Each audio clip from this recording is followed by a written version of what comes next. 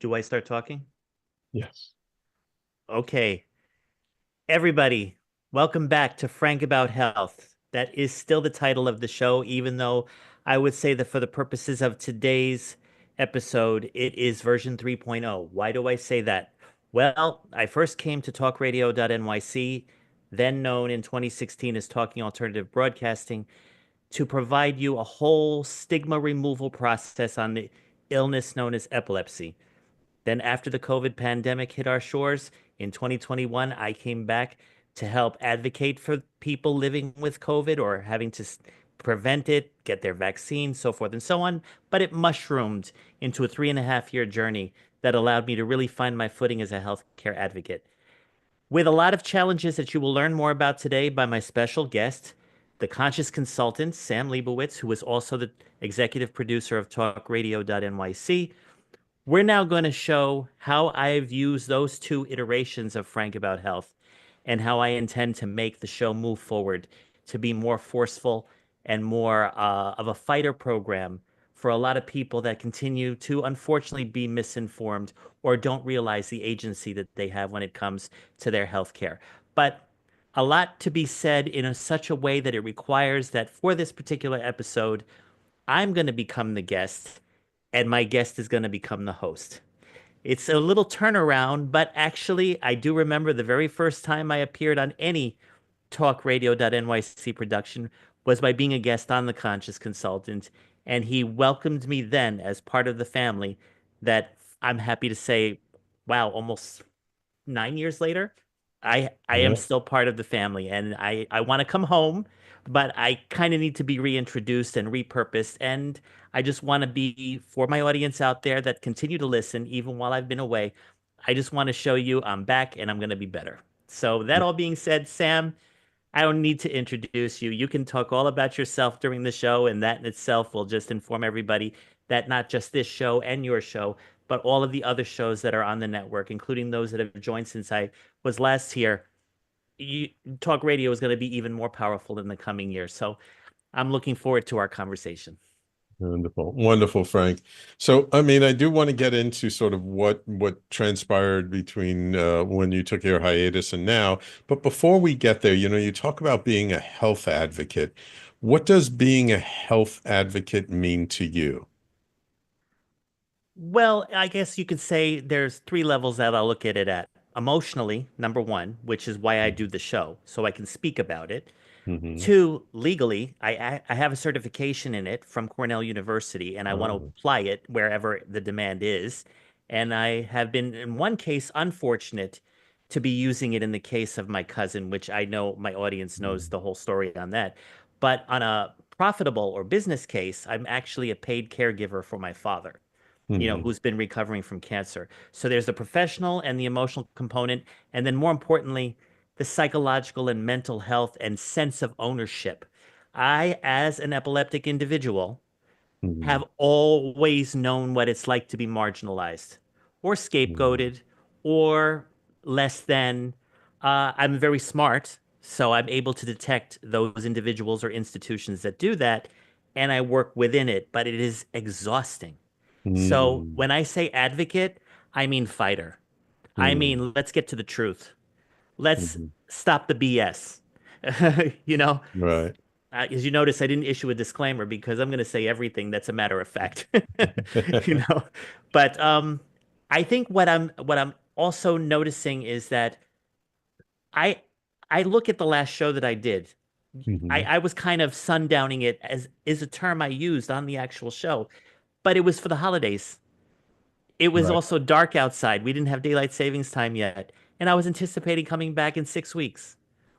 And Right. then, literally, within a week or two after that last show, everything that I had been working with was falling apart piece by piece by piece. And I didn't know. I mean, I got the paranoid side of me saying, what's happening? They don't want me to move forward with Mm-hmm. this project or that partnership or my plans for 2025. Um, or I could internalize it, focus on what the opportunity is. And I did see some opportunities from it. And I Mm-hmm. started pivoting, but then it required more time away from the show so I can repackage and repurpose my original intentions. So Mhm. it was a push-pull thing going on, and I felt a little bit out of control. If it wasn't for your support, especially for the support of Retha Gray, which is, I guess, something we'll cover later on in the show, Mhm. but it was also for the support of, I mean, I have a therapist. I mean, living your life with epilepsy, you kind of need one, Yeah. but at the same time, I was also able to rely on a lot of the individuals that were previous guests on Frank About Health and communicate to them about what was going on and get guidance and direction. And I'm giving a special Mm. shout out to Emily Schulman. Your right hand wing woman, whatever you want to call her. I mean, even just recently, I was at the lawyer meeting that I needed to have a year ago, but she really was on top of the game in helping us advocate for the documentary project that I can't believe has been 15 months ago when we started production. But thanks to her and thanks to my lawyer, this will see the light of day by the summertime. Mm. So either Wonderful. way, it was a push-pull situation going on, not planned, Right. but it was repositioning me for friends have said you're being repositioned for greatness. I want to see the proof of that because I am burnt out. You can only imagine how burnt out anyone goes through this or when they're going through such changes, unexpected during holiday Right. time, Right. ripping up your initial plans, and then you're having to reposition everything and still have your wits about you. Right. So So I'm curious. We'll get into what some of those changes are, what were some of those rugs that got pulled out from underneath you. But I'm curious because you mentioned that like former guests on the show gave you a lot of support. So I'm curious on your show over the 3.5 years you've been doing it, like what topics or what things did you learn that really supported you through this very challenging time? Because that could be of interest to the listeners of what they can do to support themselves through a challenging time. So what, I don't know, kinds of practices, what modalities, what kinds of things were you exposed to because of your show that really supported you and served you during that time? that's a beautiful question because already seven names came up when you asked me it. One Um, at a time, one at a time. Callie Alpert was number one. Ah. She was on my show last summer, I believe. I think it was the last show before my summer hiatus, and Hmm. she talked about interviewing. And I Mm. literally went on an interview with her, and we started agreeing to work together. But because of my putting off things, we were going to start in March. We're now going to start in May.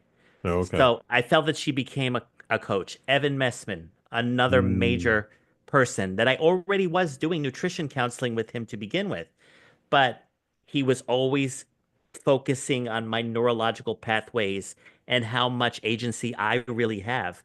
But I couldn't Mhm. see it because I guess you probably know from doing a show, you're always feeding information outward, not just to your guests, but to your audience, that in some ways you're actually losing sight of yourself in the moment. I mean, I finish a show and I'll watch it back and I go, did I really ask that question? I guess I guess sometimes, the part of your brain that is on autopilot after a number of episodes that you've done, it just knows how to carry the game on autopilot for you while you're still trying to monitor, are we ready for a break yet? Is the volume working? So forth and so on. So the third one was Maury Zelkovich for the Maury method. I had a conversation with him about AI the day I found out Retha Gray had a stroke and a heart attack. The very Mm. moment that we were watching the documentary together, I get a text message from her husband saying she's in um, the hospital on a respirator. Oh. The very moment I'm watching the scene in the documentary, which I know you've had a chance to see now, where she and Betty White are clicking on big jugs of wine together, and they're saying, "We're gonna live forever." And I get that text right at the very moment. So I can tell you what I learned from that is ownership of your intuition, ownership. That's a conscious awakening. That was an awakening moment. That there's some connection I had with Retha going back 12 years that allowed me to feel just by watching a scene that something was happening. So I have become, I would say, and I hope it comes across in my future episodes of Frank About Health. I'm more in tune with how I feel about the moment or even the person. So I'm going to be more discriminatory. Not discriminatory is not the right word, not in this day and age. Discerning, Discerning. Yeah. discerning about who comes on the show. Good. I mean, Good. 95% of the time, they've been great people. Phyllis Quinlan, another Hmm. person, she was my co-host for over 40 episodes. I'm right now grappling about having her come back next week or the week after when she has time. I want to do a Retha Gray tribute episode with her, just like Hmm. Retha, myself, and Phyllis did a Betty White tribute episode. So Hmm. Hmm. I have to get a hold of her. So that's part of the disadvantage of not having been part of the network for the last 4 months. I haven't been doing the prep, to be Hmm. able to get episode summaries out, to call the right people, to book shows in advance. I mean, I'll be honest with you. I don't have any shows prepared for the next 11 weeks. I'm going to probably be spending a very busy weekend Hmm. pre-booking everybody. I mean, the worst case scenario, I'll do a show by myself and maybe I'll work out a clip montage based on a current topic. I won't do an old episode. It won't be a rerun. I'll be live Hmm. and in person. But in particular, like if I want to talk about Alzheimer's disease, which I really do, I Hmm. also spent the 4 months putting my cousin in a nursing home. Hmm. And that's not even my legal right. I'm not next of kin. I'm a cousin.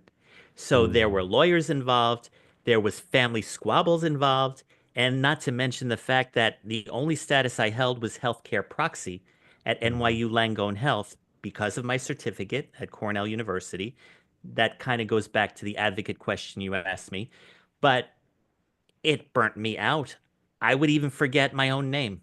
I mean, I would Hmm. sleep for 15 hours. It really took a lot out of me. So that would be another reason why I relied on the individuals that have been on Frank About Health to prop me up and say, well, what's really happening here? Hmm. You know? There are other names. I thought of Georgianne Dow. She hasn't been on the network in a couple Hmm. years, but I remember when she came on the show and prayed for my friend Solange Pilasota and her husband's heart surgery that was going on. So I started praying and thinking, I even watched the episode. So I would look at the catalog sometimes for inspiration, you know. I see we're about to take a break, so I guess is there any part of that question I left out, or would you want me to Well, I think you kind of bled through into like the next couple of questions, but how about when we come back from break, why don't we just start to go through sort of chronologically what were all the challenges that started to hit you? You already mentioned some of them with involving Retha, but like what were the things one by one that started to get you to realize that 2025 was not going to look like anything like what you thought it was going to look like. And from my perspective, it's kind of like everything being washed away. So you're starting off with a blank canvas, and so you can recreate Frank About Health in whatever way that you want to without any preconceptions or notions. So why don't we do Sure, that when we get back from the break, okay? absolutely. Look forward to it. All right, you're listening to Frank About Health here on talkradio.nyc. Your normal host is Frank Harrison. I am stepping in this week to interview Frank, and my name is Sam Liebowitz, the conscious consultant, and we'll be right back to continue this show. All right. See you in a few. Are you a conscious co creator? Are you on a quest to raise your vibration and your consciousness? I'm Sam Liebowitz, your conscious consultant, and on my show, The Conscious Consultant Hour Awakening Humanity, we will touch upon all these topics and more. Listen live at our new time on Thursdays at 12 noon Eastern Time. That's The Conscious Consultant Hour Awakening Humanity, Thursdays 12 noon on talkradio.nyc.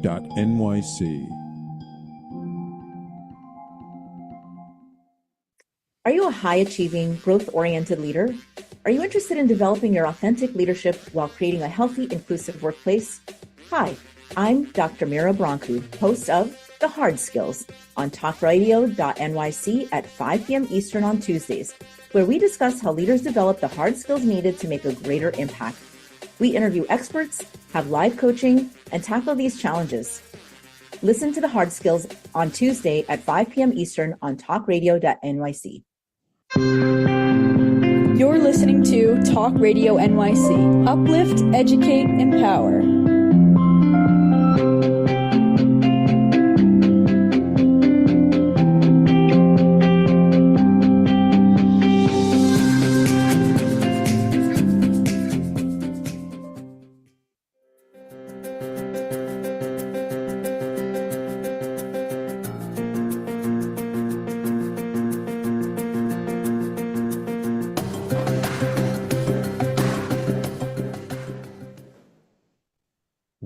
welcome back to Frank About Health. We're here this time interviewing your normal host, Frank Harrison, uh, about what's been going on since he went on a hiatus last year, and this new iteration of Frank About Health. So Frank, let's start talking about it. You mentioned earlier that you felt like one thing after another started getting taken away from you. Take us through it chronologically. Sure. What were the things that started to happen that made you realize, oh my God, like this is not what I expected. Things are shifting and changing. 2025 is going to be completely different than I thought. Well, first and foremost, without getting political, I know this is not the place to do that.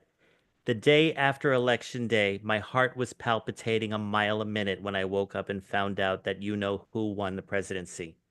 Now, that wasn't the problem so much because I would assume a lot of individuals would be panicked for various reasons. However, that very same day, 4 hours later, I receive a phone call from my strategic partner at the time, which I'm leaving nameless for now, but you know who Hmm. that is, Hmm.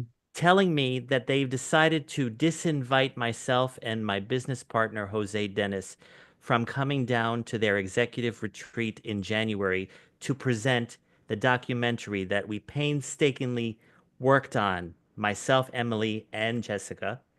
And not only that, they funded the project. So it blew my mind that the reason why they were, it can feel rejecting, but the reason why they were disinviting us was because we were from a blue state and we represented healthcare ideas that they no longer subscribe to, given the pending administration.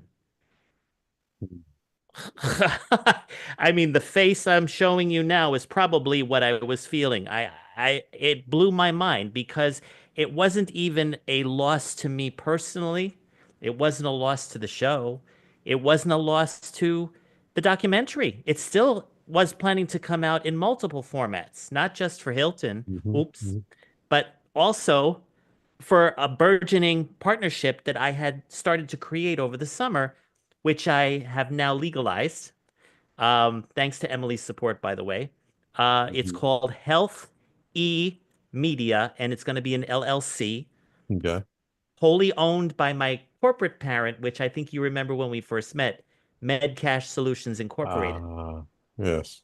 So therefore, it's an intellectual property company where all of the content of the documentary, all of my episodes of Frank About Health, any other future projects that I choose to develop with Talkradio.nyc or on social media with Brand Yourself, you know that they were involved in this campaign as well. We'll be ready for licensing. We'll be ready for circulation and revenue production, revenue sharing with all of the individuals that have ever been on Frank About Health. Um, Select episodes can be copywritten, so residuals or royalties or whatever the terminology is for podcasting can be collected. And at the same time, I would have finally created the value that Medcash intended to do back in 2013 when I launched it. Mhm. Now, I think I had discussed with you back when we first met that it was a financial payment solution for healthcare. You're right. No more. Right. No Right. more. I mean, we have mobile apps, we have AI, we have the world of technology at our feet.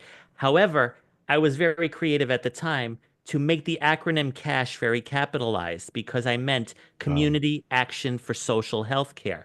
That is always been my vision to foster community and communication and advocacy and a network of individuals who want the truth and transparency so that they're not lost in the system. And part of the panic, I would say, internally, for the reason of the election results is, thank God I'm in New York, a blue state, where that same election kept everything that was put in place, at least for the next 10 years, in this state. So I have not lost a lot of the benefits that other states are losing. All right. right. But that's great for me personally. But what about the fact that I now have a documentary and content that was going to go nationally and now is subject to being regional? Yeah. Healthcare is not regional, it's universal. It's Yeah. universal in concept. It's ubiquitous. You Right. can't segment something like healthcare. So I felt I was being censored, or I don't know if the word is marginalized in this case, but I felt like I could only say about certain. I was dead against it. But either way, again, that was just my reactions, and I was still bouncing back because it was still early November, and I decided have Retha Gray be on my final show before I repurpose this documentary to get to the Hmm. right hands. Okay. And it was perfect show because she had just won a tribute award for Uh, being Humanitarian of the Year out in LA. I found hmm out a lot about her that night that she had been a missionary. She hmm traveled to third world countries and fed homeless people. I'd known the woman 12 years. That's the first time I found that out. mm, Either way, she also, I mean, that would be the second thing in the timeline question. right. I literally not only felt that it made sense to have her on that show, but already just something about her made me feel that I'm going to come back from the 6 week hiatus with a lot of her influence and momentum and guidance. Because we would have weekly conversations just about anything. Hmm All hmm right. Now, the irony was after Thanksgiving, she called me and she says to me, Frank, I may have just gotten a part in a Bradley Cooper film. It films in Chicago. Are you going to Chicago next week? And I said, well, I was thinking about it, but why? Are you going to be there? And she said, yes, book your ticket. I'll meet you at the Hilton Club in Chicago and we'll hang out. I mean, because it was holiday time. It was hiatus. I Right. wasn't going to be doing any shows. I booked my ticket. Jose comes with me too. We're all going out there. She never calls me. She doesn't show up. But she did say to me, if you don't hear from me, that means I didn't get the part. But enjoy yourself anyway. Uh, Well, I went out there, spent 2 days, came home. That's all I really wanted to do anyway. It was a nice little break. And I, at that time, was looking forward to speak to her when I got back. But the third thing that happened was my cousin, who now has Alzheimer's stage 3, hmm as determined by Columbia Presbyterian Hospital. They have in my view, the number one renowned Alzheimer's Research Institute. I didn't know that even one existed. hmm But the bottom line is that she started losing total control. I can't say on air what she was doing. So I'm getting calls from her family. I need to put her in a home. That's not my place to do that. Right. So the only way I can work within the system is work with the doctor to have her sent in an emergency room situation Um, based on wandering, which was happening, and putting herself hmm in harm's way, mm, which had happened. hmm And so my mother, next of kin, who's her aunt, calls 911. We send her to the ambulance, and then now she's no longer allowed to return to the community. mm, So we find that because of the hospice care she'd been pre-approved for, they found one bed in a facility near Washington Heights. We got her uh, there, and then we find out that she is being neglected. We're talking one flew over the cuckoo's nest, but worse. okay. And now I have no power. Wait, I have a Healthcare quick, proxies can't do that. wait, I have a question because you talked about hospice care. So is that hospice for something else or for the Alzheimer's? I mean, why was she in hospice care? MJHS, are you familiar with that? No. Metropolitan Jewish Hospice Service. Okay. They're in the New York City area, and they have both in-home care, which is Uh-huh. what we tried to get her involved with, Uh-huh. and in institutionalized care. Mm-hmm. And so this one facility, which I will keep nameless, the Mm-hmm. first initials in the name are MJHS. So Mm-hmm. it had the availability for her while everyone else had 5 year waiting lists, 3 month waiting Uh, lists, whatever. okay. And Okay. because she was no longer allowed to return to the community and Columbia was not about to retain her, it's not like she had Right. upcoming surgeries or anything like that. Right. So, and this is all happening while I'm attending Retha Gray's memorial service and delivering a eulogy. Right. Well, yeah. So, My so head is split in five mm-hmm. different directions, if you can Mm-hmm. imagine. Mm-hmm. Well, either way, the thing that kept me at peace through all that, which is where I started talking about Retha's influence, I heard Retha's voice go through me. Frank, Mm. no, you need to go and attend my memorial, my tribute to life, because I'm expecting you to make me look good. This is how she would speak. Yeah. And literally, I would look at the pictures that I created that were used as a slideshow in my speech. I'm Hmm. looking at one of the pictures and I'm talking to her. I actually feel like I'm talking to her. Hmm. And I even notice, and I do this a lot, like when I do Frank About Health. I'll write the list of topics, but I won't even look at it. I'll talk about one thing, and by the time the show's over, I've talked about all of it and more. So wait a minute. When did she pass? She passed when Ah, you came back from Chicago, or she came, or when you were in Chicago? When did she pass? okay. Well, all right. So December 5th, I came back, Okay. and December, I think it was Christmas, the day after Christmas, Okay. December 26th. I had a one-on-one meeting with Maury, Hmm. showing him the documentary. Hmm. And it's me feeling guilty that I hadn't reached out to her because of all the stuff going on with my cousin. I'm Right. trying to figure out why she's not responding to my Merry Christmas messages or whatever. Hmm. I'm watching this moment with Retha and Betty White, and I'm finding out what's happening, that Hmm. she's attached to a respirator after a stroke and whatever. Uh, And between that and December 31st, New Year's Eve, 2 years to the day that Betty White died, mm, I literally felt her pass on at 8:01 p.m. that night. I was mm, eating a sandwich. I dropped it, and I think it was my parents and Jose came to visit, Joey rather. And he goes, "What's wrong?" I go, "Retha just died." At 8:30 that evening, her cousin calls me and tells me time of death 8:01. mm, So another thing I'm saying is that from the time she was on the show through the time of her death, infused with all my confusion about Hilton, and not to mention what's going on with um there was something else I was talking. Oh, my cousin. your cousin, right? I feel Retha's presence directing me through all of that chaos. Mm, And then so when she passed on the 31st, and I'm spending the month of January speaking to her husband, who's the control of the services and in control of, having her cremated and all this stuff. And then her manager, because I'm talking about, the 10 episodes of Frank About Health, her stature in society. I mean, is the estate going to be looking for payment on the production that she just did? They were like, no, no, that was Retha. Feel that it was her gift to you. Just mm, do her justice, though. If obviously money is made, the estate is going to want money. So I even worked that into my lawyer meeting this past Wednesday, and mm, they've got her mm. covered. So I'm just trying to do right by everybody that's done right by me. But Gotcha. the thing with Retha is that if it wasn't for, I guess you could say, my connection with her, I feel that she's here with me right now. I honest to God feel that way. But the thing is that if it wasn't for that, I probably would not have returned back to the show. I probably would have just, Mm. I don't know, burnt out. I mean, I would not do that to you. I probably would have, No. come back 6 months from now. Who knows? The point is that's not going to happen. I'm coming back based on the fact that you reached out to me literally when I had just finished talking about her with a friend of mine on the West Coast.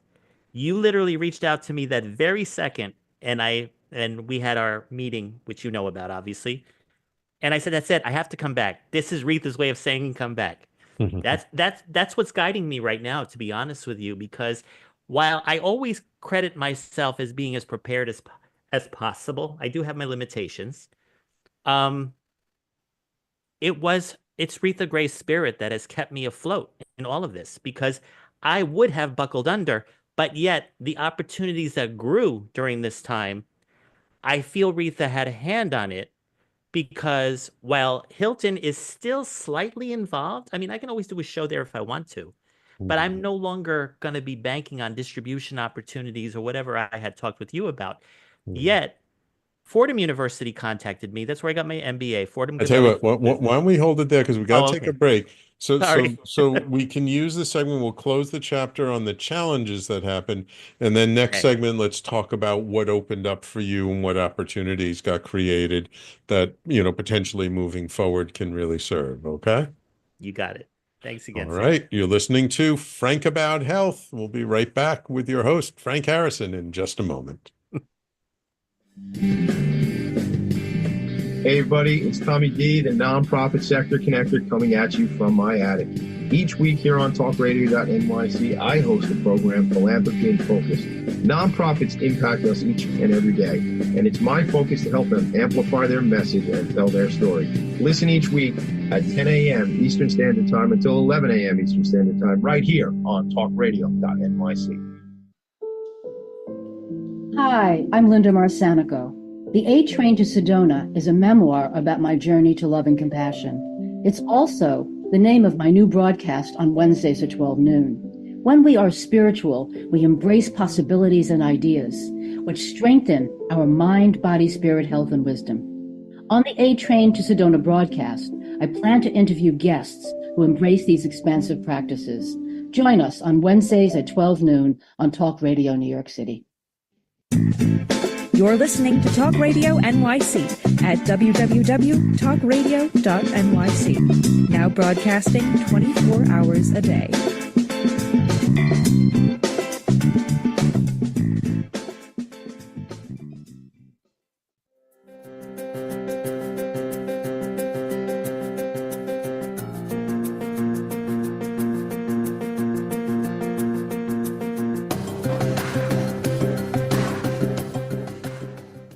So, Frank, we talked last segment about sort of the challenges that happened during this hiatus that you took from um, your the thing kind of unraveling with the potential sponsor, the problems with your cousin and having to put her in hospice, Retha Gray passing. Was there any other challenges that happened before we start getting into the opportunities?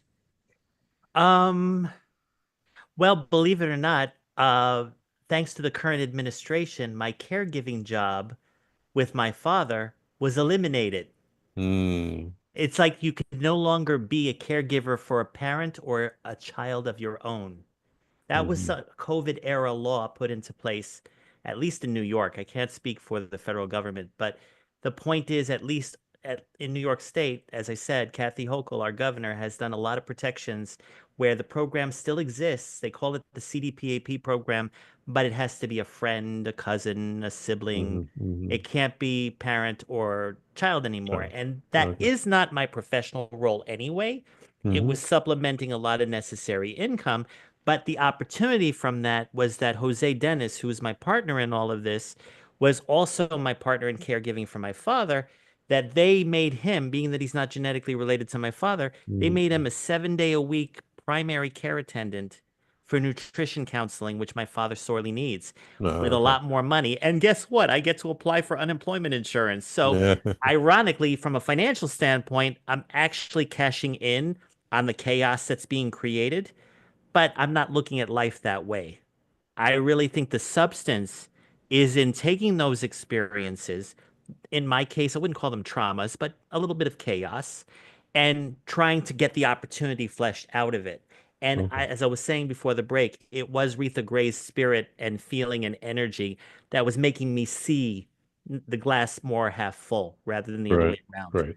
Okay. So you had all these challenges happening, and Yes. then you start talking about so now what has opened up? What now that like sort of the whiteboard got wiped clean from all the things that you thought were going to happen, what opportunities presented themselves?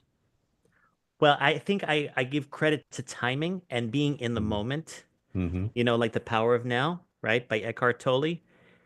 Again, the 31st, Retha Gray dies. Mm-hmm. On the 3rd of January, I get a call, an email from Fordham Gabelli School of Business. I'm an alumnus, got my MBA there in 2002. Thanks to Sony Music, by the way, because they really funded the whole educational experience there. And they said, "We have seen your episodes of Frank About Health, and we want you to talk about your podcast to our new Introduction to AI class as an alumni speaker, Mm-hmm. because we would like to see how AI as a tool can help repurpose documentaries in general, or not Mm-hmm. documentaries, I'm sorry, podcasts in Podcast. general. So they wanted me to speak from a marketing perspective, and Hmm. they wanted me to speak from a healthcare perspective too. Hmm. Now, when I had gone to that first seminar, which I think was the 13th of January, they had seen my experience at Sony Music. They had seen the fact that when I was getting my MBA, I had launched an entire media and entertainment club and got people employed at the time AOL Time Warner, ABC Networks, Hmm. Showtime, Viacom, whatever, but and especially Sony Music and Sony Music International. They knew my alumni status that they allowed me to audit that introductory course because they felt that they can learn a lot from an alumnus and a real life business and see how AI fits into it. So I'm like, well, sure, I'll sit in. But to make matters even more interesting, the professor says to me, Frank, why don't you introduce yourself? I did. And an individual walks up to me after the class. I'm going to leave his name out. I felt that for him, I need to get his Hmm. permission, Hmm. but walks up and said, hey, I invested in Sony Music. In fact, I'm an investor. I'm an AI investor. I'd like to know more about your business. What is it called? And I said, well, I'm trying to get all my properties and products into an umbrella company that I call Healthy Media, but I'm still trying to negotiate. Is it going to be an LLC? Is it going to be incorporated? And believe it or not, something else about Retha, her cousin was saying that why don't you name the company after her, Healthy Media by Retha Gray? And I was actually considering it. But I don't want to mix apples and oranges and stuff like Hmm. that. But Hmm. the thing is that it was that kind of inspiration where Retha has her hand in it again that made me have this conversation with the guy.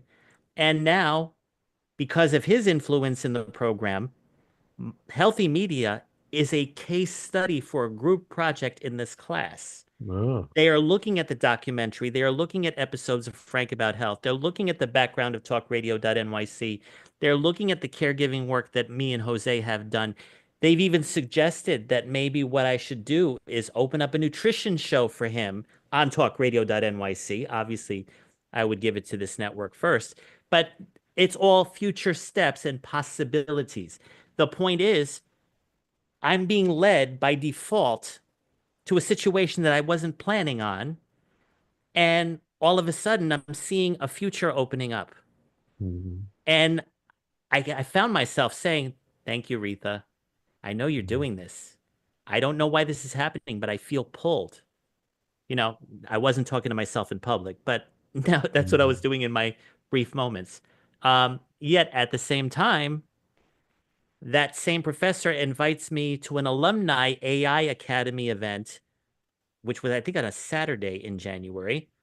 And I'm meeting all these old professors I haven't seen in 20 years. And some of them are saying, Frank, are you still at Sony? I go, are you kidding me? Sony is no longer in Sony. It's in the old Hmm. MetLife building. And it's not even Sony anymore. It's just a Hmm. music and a film company. That's all it is.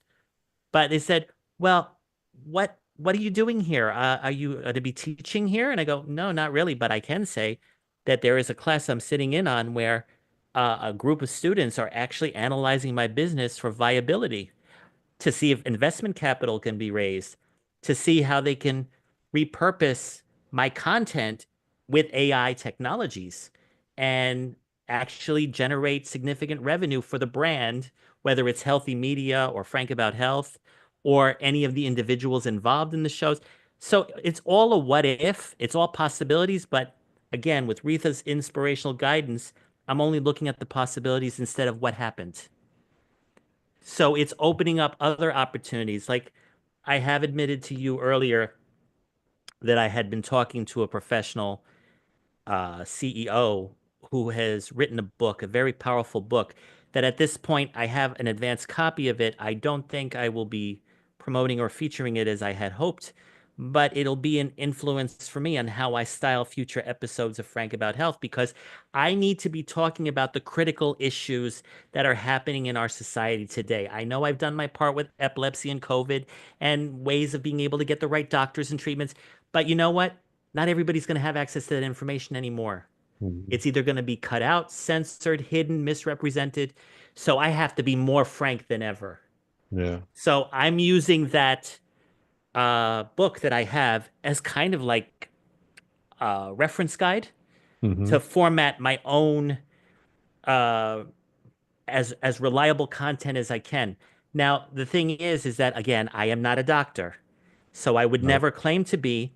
It would be wonderful to have one working with me, but then the closest I've had so far is Phyllis Quinlan, and I don't know. Maybe we can creatively come up with something to at least, again, if I can't reach the audience that I had hoped to, I can at least reach my core audience with the very true issues of healthcare that people should just know. Right. I mean, Right. whether they use it or not is still their choice, but at least I've done my part to be as frank, transparent, open, and honest as possible. I know what it's like to be gaslit. All right. Now, everybody knows what it's like to be, depending on if you're dealing with a narcissist or whatever. But when you are dealing with a disability, especially a neurological one, you're a number one target for gaslighting because you're already perceived as less than, so people feel they can take advantage of you. It's a very sad comment on the way people have been wired or programmed. When we all at this point in our society really do need each other. Right. If even you can't spend time or money to help out someone, at least tell people the truth. Mm. That's it. Don't waste my time if you can't tell me the damn truth. So Sorry. it sounds like you need your own advocate. You're busy Well, being a health advocate for other people. It sounds like you could use an advocate for yourself. well, that's the thing. Like I've been saying all along, Retha is my advocate. She's still with me. Ah, She's still your with me. angel. She's the She angel on is. your shoulder. And I will say also, thanks to you and allowing me with Linda Marsanico to be on the A Train to Sedona, that was a very moving, therapeutic episode for me to do. I had only anticipated to talk, based on her views on her show about spirituality and things like that. I'd intended to try to relate my story on that level, but we really fleshed out about how I felt Retha's guidance in all of what I'd been going through. That in itself, she said, "Yep, she's your spiritual mentor." I think that was the Hmm. word she used. So that would be another person to thank for being a guest on Frank About Health. Oh, and Mira Brancu. Absolutely, Mhm. you too. Oh, Wonderful. Dorothy Martin Neville, another one. Ah, yes, Dorothy's wonderful.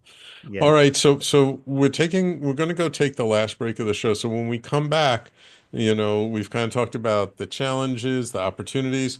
So let's talk about the intentions. Like, what is Yes. your intention with Frank About Health for the future? How are these challenges and opportunities informing the choices you're going to make, and what can people expect from Frank About Health in this coming year? Okay. But first, I'm going to give a shout out to Jessica Seravin, who has definitely made the impossible possible by editing and re-editing that documentary, which you did for 9 or 10 months, whatever it was. So a Mhm. shout out right there. And we'll probably need to do some more editing as well. All Yeah, right. exactly. So let's take our last break, and when we come back, we'll talk about Frank About Health 3.0. Exactly. Were you an essential worker during the pandemic? If you needed to learn stages of epilepsy, did you depend on advocates? Did you use new innovations to cope with mental and neurological issues? Maintaining high quality of life and keeping good mental health are what we all strive for. I'm Frank R. Harrison, host of Frank About Health, and each week top healthcare influencers, professionals, and innovators answer these questions and more. Stay tuned on Thursdays at 5 p.m. on Talkradio.nyc, and I will continue to be frank about health with all of you. Are you a conscious co-creator? Are you on a quest to raise your vibration and your consciousness? I'm Sam Liebowitz, your conscious consultant, and on my show, The Conscious Consultant Hour, Awakening Humanity, we will touch upon all these topics and more. Listen live at our new time on Thursdays at 12 noon Eastern Time. That's The Conscious Consultant Hour, Awakening Humanity, Thursdays 12 noon on Talkradio.nyc. You're listening to Talk Radio NYC at www.talkradio.nyc. Now broadcasting 24 hours a day.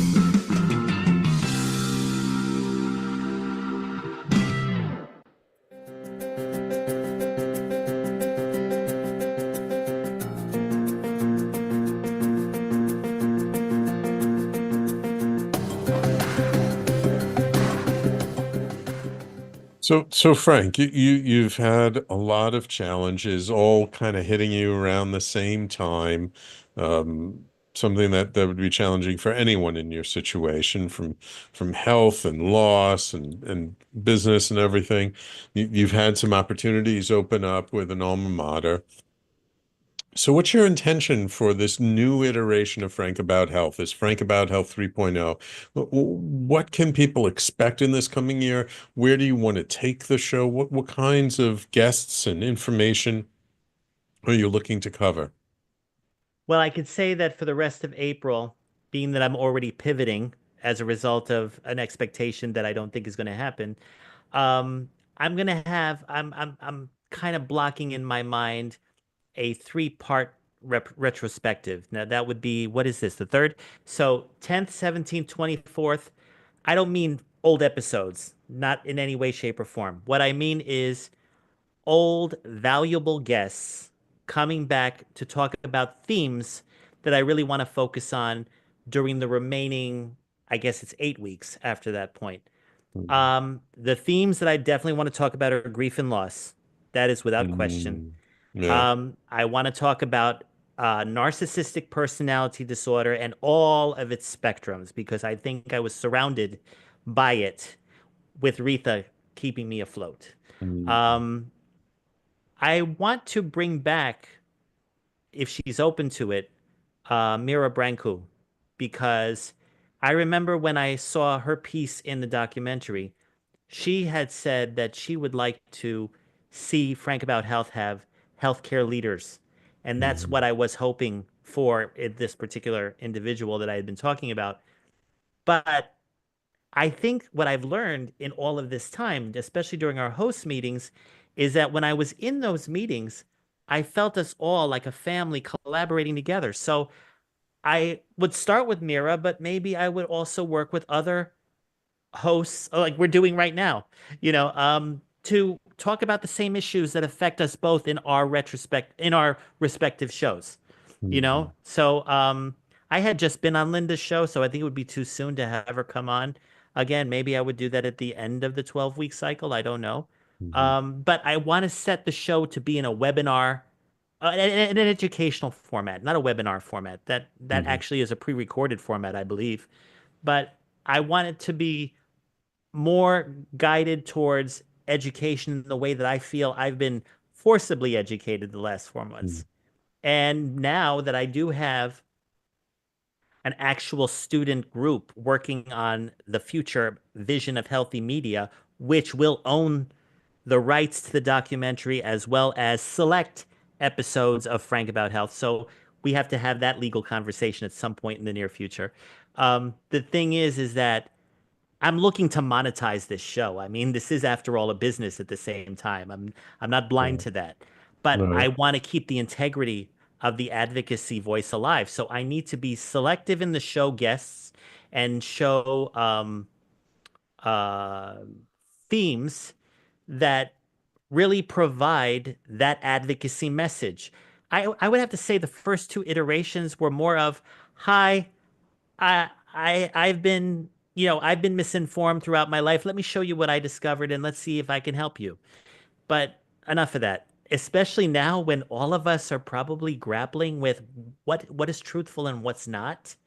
mm, It's really scary what I see on the news every day. I'm just very grateful that I live in New York State. I think we are way above it, and we were the state that managed the country during the COVID pandemic. So I give a lot of loyalty to where it all began. For me, I mean, I was born and raised in this city, but at the same time, I'm going to be more local. mhm, I mean, I was doing a lot of trips and doing shows and play. mhm, No, no, I need to stick on message and then mhm, get all the bells and whistles when they're earned, not forcibly make them happen or right, be gaslit into believing they're going to happen so quickly. right, right, I have to allow myself to stop that mhm, naivete. I mhm, think being grounded in this Fordham experience, they're almost like going back to school, but not so much. mhm, I have my business as my priority, and I have school to keep me grounded, and then I have by the end of the week, Thursday, the night that Grey's Anatomy airs, I get to do Frank About Health. So I think what the audience can expect, especially over the next 12 weeks, is a repurposing, a little bit of a retrospective, but a little bit of this is where we're going now. And we're not Hmm. talking specifically about epilepsy or specifically about COVID, Hmm. but we're going to talk about those things that are life-changing, economically challenging, with AI, I'm going to be very much involved in that, especially because it is going to come up with cures. It's going to come up with new diagnoses. It's going to come up with new ways of medicational development. I could tell you my father's cancer medication was genetically programmed for him. You cannot get it over the counter. Hmm. So he's going to be 94 and he's still alive. And Wonderful. he's still with his capacities, thank God, after what I've seen with my cousin. Right. So Right. I think that's again in answer to your earlier question, why I take the word advocacy very seriously. I'm going to use this as um my ability to vent and educate, but at the Hmm. same time, to bring everybody together that really wants the truth. If you don't Hmm. want the truth, then don't watch the show. It's as simple Hmm. as that. you know? And then I would hope, to be honest with you, in the summertime, when I come back for my next set of 12, I would like to launch a nutrition program with Jose Dennis. He's going to be very much involved in doing Hmm. the next 6 to 9 months of nutrition programming for my father. I'm going to videotape it. He can provide nutrition for people with suffering from dementia, nutrition for people living with cancer, nutrition for people who want to prevent diabetes. But his expertise is that of a cook. He and I together work with an expert nutritionist who's been guiding us for our relative needs. I've lost 30 pounds in all of this, Oh. but I don't know how much of that is depression or how much of it Mhm. is actually eating healthy. Well, hopefully it's coming from eating healthy. More so eating healthy, yeah. When I Yeah. say So depression, it means having no appetite. yeah. So it sounds like you're frank about health will be focusing on things like mental wellness, physical wellness, latest developments in the health industry. What are the trends and what do people need to know about in this new world that we're living in that that they may not hear about in other places? Correct. Correct. And I figure you know all the metrics on our YouTube channel as well as on our Facebook channel. And I know I saw the email from Jessica today about talkradio.nyc shorts. I definitely want that information to go as viral as possible in the markets that Talk Radio NYC reaches. I don't want to be limiting people that are in red states or not believing in healthcare. They should feel free to find it themselves if they so choose. I want people to be in touch with their own mind and body and health and wellness, but I'm not going to force feed or try to make someone see things my way. Like, I didn't think Hilton was going to be a way of force feeding people, but they were the ones that created the essential worker hotel. So this 180-degree spin just didn't make sense to me. So I'm not disassociating from them, but I'm segmenting my relationship with them to be appropriate when they need to be involved. Wonderful, wonderful. So if you were to make your wish list of guests that you would want to have on your show this coming year, what kinds of guests would you like to have on? Oh, you mean in Besides terms your of old professionals? guests, what kinds of Right. new guests?